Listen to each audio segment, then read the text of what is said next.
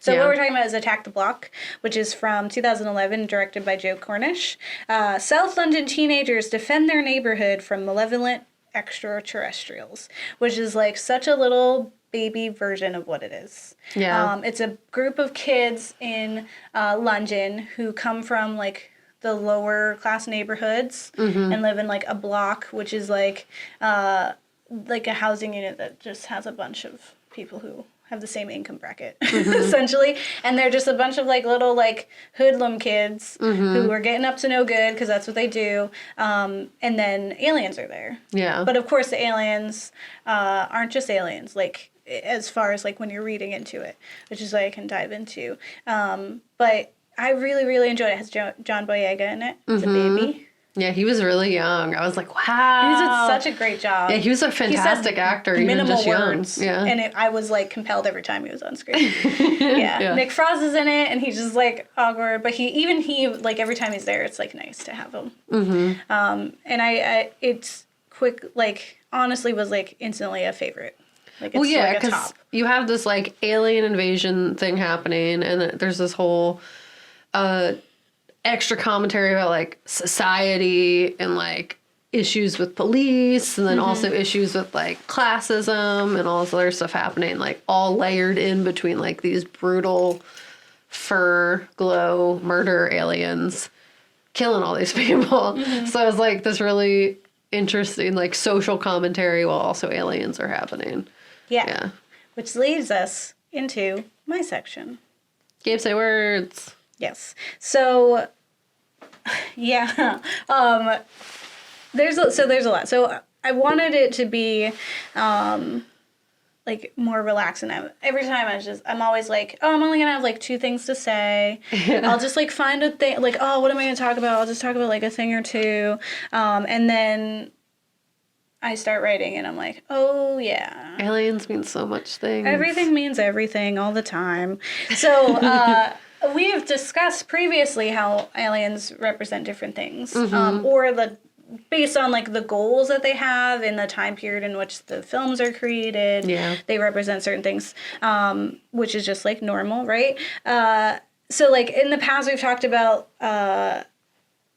real aliens, or like people who had real aliens, and how those are like romance. Like that was definitely a romance heavy episode, because it was like people being abducted and finding their alien like abductee partners, because he had his wife, but he also had his side wife, who was an alien wife, and they had alien kids. Yeah. And then there was a guy who painted all those pictures of his alien love, who was like, had beautiful breasts. That was the time. Yeah. So we've definitely done alien love before. And historically, there's usually like 3 or 4 motives that an alien has when it comes here. One is that like their own planet is in trouble and they need to come to Earth either for a resource or to repopulate and use like human alien hybrids to do that. Yeah, so or like us as incubators. Yeah. Too. Yeah. So just like, but that's what I'm saying. Like they were just like, now you're us. Which was like the faculty that happened. Even Chicken Little, they came for resources. Acorns. Yeah. Spoilers for the end of the movie. They wanted those acorns. Yeah, they wanted the thing they don't have, but we do have it. Which is the same for freaks of nature. That was like their thing too. So it's like they need something here that only we have, and sometimes that's like fertile women. Yeah. So a lot of like 1950s films were like men, like alien men, just like either wooing or taking women. Because, like, that's what happened back then. There's other ones where they're, like, more intelligent than us, and they come here in, like, attack mode to destroy us before we can get smart enough to go and destroy them, because we're a threat. Yeah. So sometimes it's, like, one lonely, like, one person is sent here to check it out, or, like, be like, I'll find the one person, you know? Yeah. I forget his name. It's the one with Keanu Reeves. With The Day the Earth Stood Still. Okay. I forget, it's like something, I forget his name, but he has like an alien name. Yeah. But his whole thing was like he came here to prove like that people were worth saving, and then people were awful. Yeah. It's just always like, you did this. It adds up. You did this, you know? Which is like, okay, we get it. It's morality tale. Yes. Or sometimes like we're just in a science experiment. Like, if you think about, like, more of the documentaries and, like, what people claim are actually happening, and a lot of the times it's just, like, they're picking us up to poke us and see, like, what does this button do? And just to mess with us, which is, like, I feel like that's a lot. There's, like, so much work to get all the way over here to just, like, mess with us. Yeah. That seems weird. Seems lazy. Seems less likely than the other two. Like, we talked about, you know, some of these points in our alien imposters as well, as, like, the faculty like, and stuff. taking us over and stuff, yeah. Yeah, like, wanting a new life, I guess. Yeah. Or not new life, but, like, starting over and using people to do that. Yeah. But I wanted to talk more about funnier things because that's what we decided to do. I will say that it's not all just fun. I will get a little serious because that's how I work. But yeah, because I did find some deeper meaning, even in Freaks of Nature. I will say I don't find much deeper meaning in Earth Girls Are Easy. It is really just fun. I think it was, at face value, just like a good time. Where it's like, oh, if a hot alien guy came... Yeah. He would Earth Girls Are definitely win. Easy. Or no, I thought he would win. He'd be better than the crappy human guy. Earth humans. Yeah, especially if it looked like Jeff Goldblum. Exactly. But I'll start with Freaks of Nature. And we stumbled on it because we were looking at different ones, and there was this other film I can't remember the name of, and I couldn't find it. That was very similar to Earth Girls Are Easy. And then I just gave up, and I saw this, and I was like, well, I really want to do it. And the reason was... because of what you had mentioned that I had mentioned before, which was essentially like this idea that if there were aliens, that now we have this new mutual enemy, and we can put aside our differences because we're all humans after all. Against. Yes. We are all humans of different colors and backgrounds and whatever, but we're humans, right? And so now we have this new enemy, and it's an alien. Right? Which is funny because we didn't get to watch it, but I was talking about this episode to a friend, Vanessa, and she was like, oh, did you watch this movie on Netflix?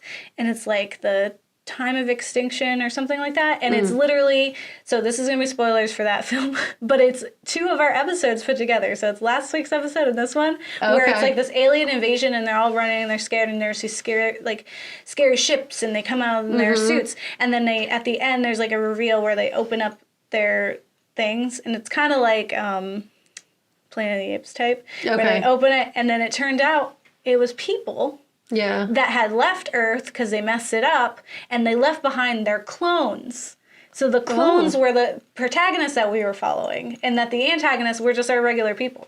To take their organs? They're coming back to just take everything. They want their Earth back after leaving their clones behind. And they don't know because it's been like generations, and it was wild. Wow. And I was like, what? That sounds cool. And I'm sad we didn't do it. That is really cool. Mesh, right? I want to watch that now.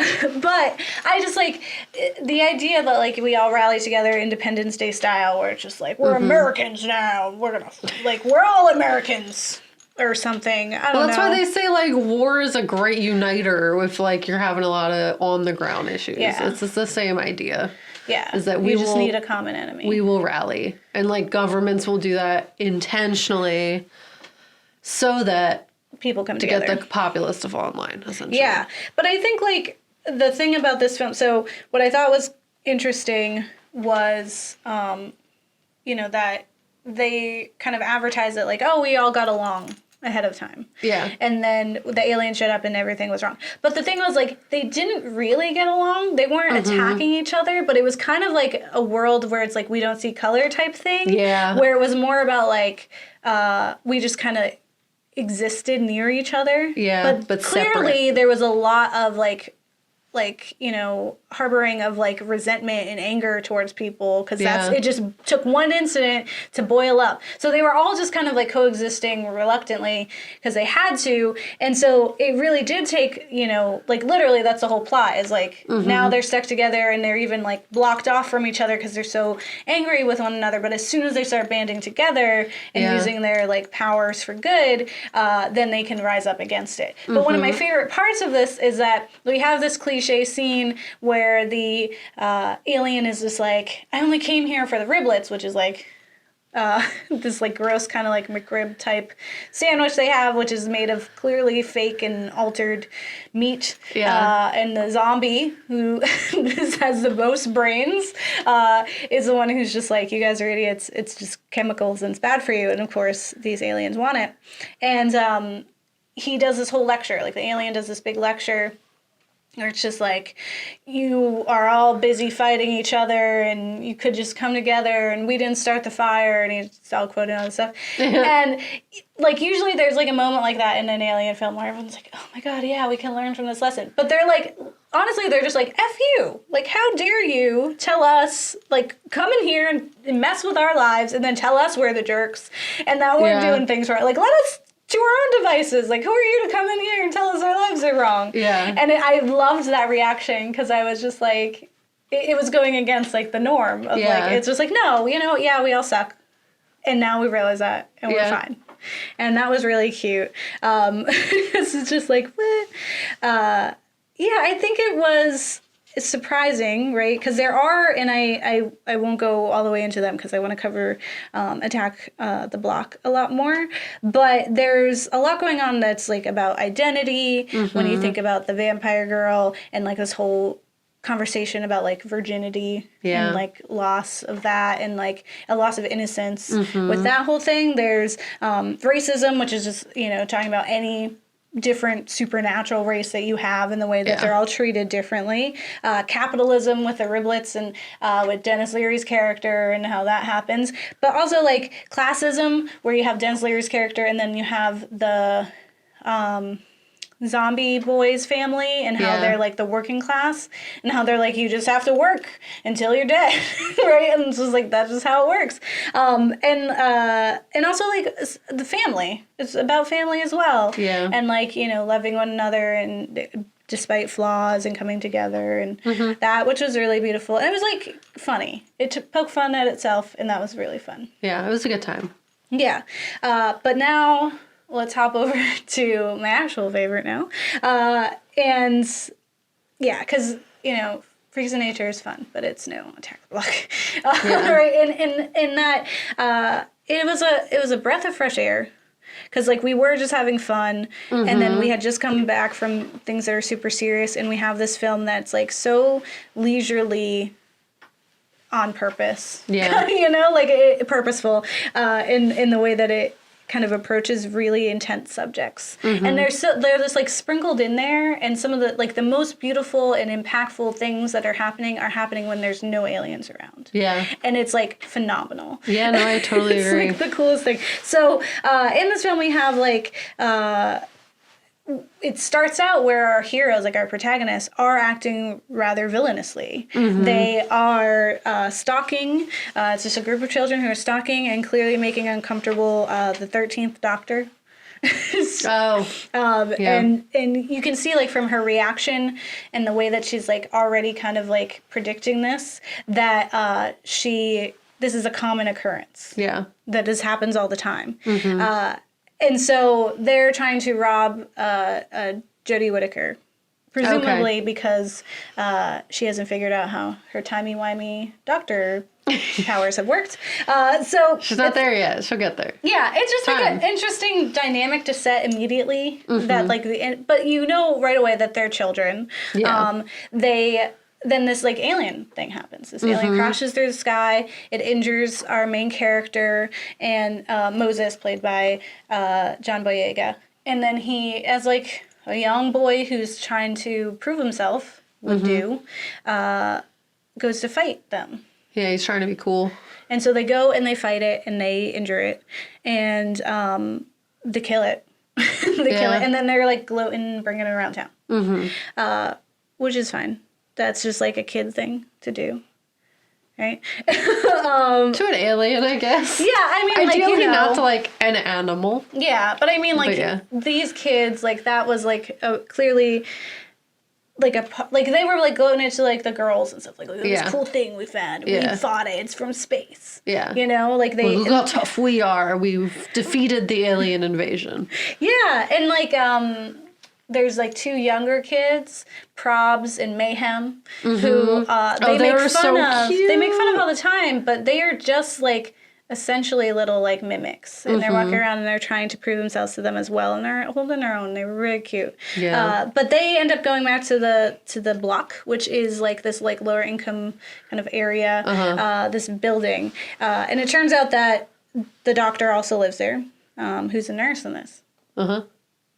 We follow John Boyega's character Moses, and he is the leader of this pack, and they're clearly following him. And you see that, like, he has been influenced by these adults in this area and has this perceived idea of, like, what he's supposed to be. Like, one of the only times you see him smiling, like, a genuine smile, is when the drug dealer gives him, like, hard drugs to sell. Because now he's, like, escalated. Yeah, and he comes out and he's, like, you know, proud. And he's, like, peacocking a little about it, like, but bashfully, you know?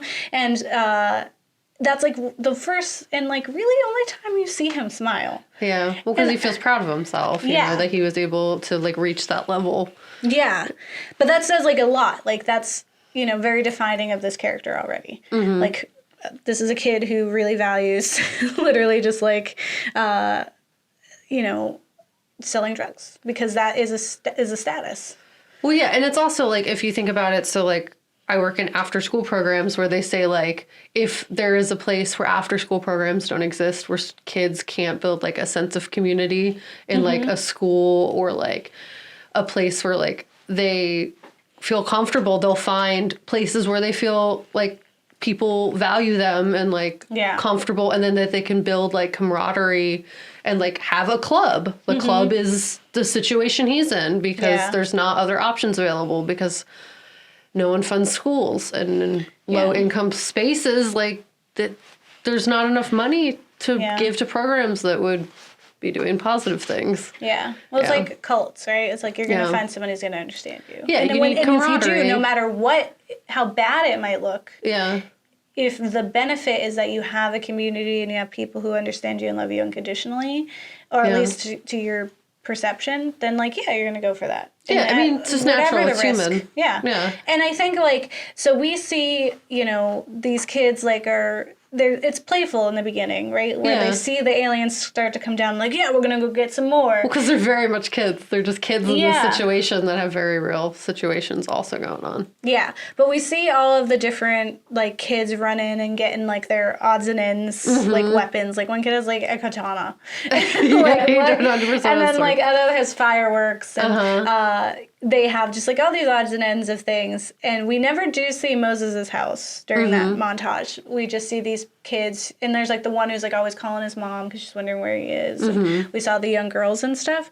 And I think what's really powerful is these scenes where Moses is confronting the realities of the situation. And if you took out, like, aliens as the prompt, it becomes very real, right? Like, when he has this whole conversation where they're hiding out where the girls are, and there's what is her name, Tia, who's, like, honestly one of the most intelligent characters in this film, and was, like, super down to earth. Like, the one girl was like, they ain't coming here, blah blah blah. She's like, this is my house, so I'm gonna let him in, right? And she's very mature for her age, and I really wish there was more of her, and that she wasn't just this, like, little But she was a fantastic character, for sure. Wonderful.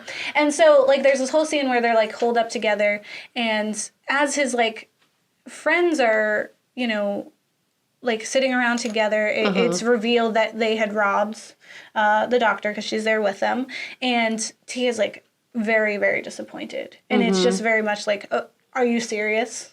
Like, that's where I knew you would end up this way, right? And it's, like, this, and you can tell it, like, gets to Moses, like, immediately. Because like, he cares what she thinks. Yeah, and also, like, he just cares about his life, right? And if people that he cares about perceive him that way, because he's surrounded by his, like, lackeys, right? Who are always like, yeah, man, oh my God, like, of course, like, trust, bro, and all that stuff.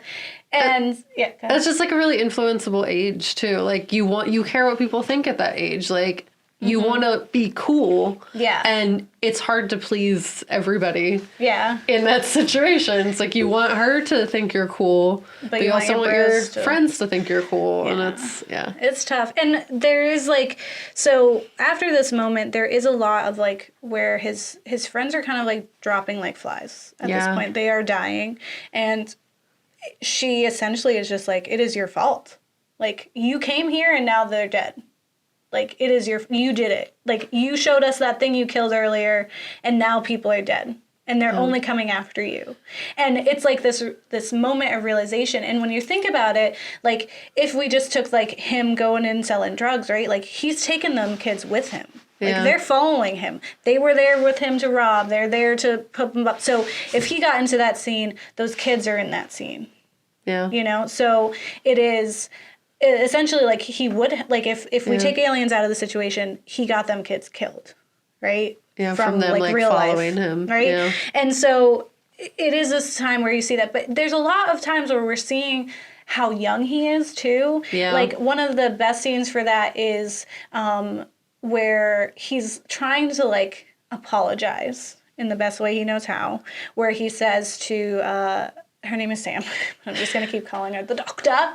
And he says to her, if we knew you lived here, like, we wouldn't have robbed you, right? Yeah. And it's essentially saying, like, we don't rob our own, right? Like, they only go after those that they think can afford to, right? Like, they have so much, they don't need this stuff, we do. Robin so it's justified. Mentality, essentially. Right, it's justified. And she's like, okay, so if I live somewhere else, it's okay that you rob me? Like, she has this, like, snarky, like, not snarky, but, like, honest response, right? Yeah. And the friend, man, what is his name? It's like a weird... It's a weird name. But his friend essentially says to him, or says to her, like, can you see he's trying to apologize? Yeah. Like, just blatantly, like, to her. And she's just, like, kind of, like, looks at him for a minute. And I feel like it's, like, it's a moment where she sees that he is young, right? Because... and the friend's name is Pest. I found it. That Pest is just like, that's his best way. This kid knows how to do it. Like, he is honestly trying. This is, like, where his heart is in it. And he just, like, doesn't fully get what was wrong. Because this is, like, his reality. And then there's, like, the even more impactful scene is where she goes down to... like, start the gas. Mm-hmm. And she's in his apartment. And she keeps asking, like, is anyone going to be here? And he's like, no. Mm. And it's like, okay, well, where's the parents? Or where's your chaperones? Like, where's that? And so she's in there, and then she sees, like, a bedroom that has, like, children's blankets. Yeah. And so she's like, do you have a younger brother? And he's like, no. And then she's like, how old are you? Yeah. And he says, 15. And it's, like, this moment for her of just, like, this is a kid... And this is all, like, he's obviously living in this place. He has an uncle who comes and goes, mostly goes, right? Yeah. And this is all he has. And he's having this really brave and, like, sacrificial moment where he's giving up everything to, like, make right the wrongs. Uh-huh. Even though, like, you know, it's a little too late. People have lost their lives from it. But he's finally, like, turning back. And it's, like... It is really, really emotional. And on top of that, just the aliens themselves, right, are really fun. They're just like these gorilla things that have no eyes, and you just see their teeth. Yeah, they're glowing teeth. Which are really cool. But, like, there's this really, really, really impactful line, which just, like, summarizes, like, what is actually happening, right? Mm-hmm. Like, what the metaphor is, it's, like, handed right to you. Yeah. And it's literally something that Moses says. So, because, like, when you think about it, these aliens are coming in, they're harming them because of an action he took, right? And so it's just, like, clearly law enforcement is, like, present in there, but also, like, the government and other ways that we've used to suppress certain peoples. So he says, no, I reckon, I reckon the feds sent them anyway. Government probably bred those things to kill black boys. First they sent in drugs, then they sent guns, and now they're sending monsters in to kill us. They don't care, man. We ain't killing each other fast enough, so they decided to speed up the process. Yeah, I do. And this is a 15-year-old boy who's like, no. Yeah, this is the war on drugs. This is, like, you know, like, no, I can put it past them that it would, like, they find out it's, like, some about pheromones and stuff. But honestly, yeah, it could have been. Like, because no one's coming to help. The cops are there. The cops are a presence throughout the entire thing, but are never there. Like, they're just this, like, they're more, like, looming and dangerous than the aliens a lot of the time because they're prohibiting them from leaving because it's like, okay, they're like, and to the point where they're like, I'd rather fight these aliens than have to go and fight that cop. Well, yeah, and there's a lot of moments where the doctor has these moments of like privilege. Yeah. Where, like, you already named one, but the other one, she's like, we'll call the police and we'll get you to the hospital. And they're like, absolutely not. Like, they're not going to do anything positive.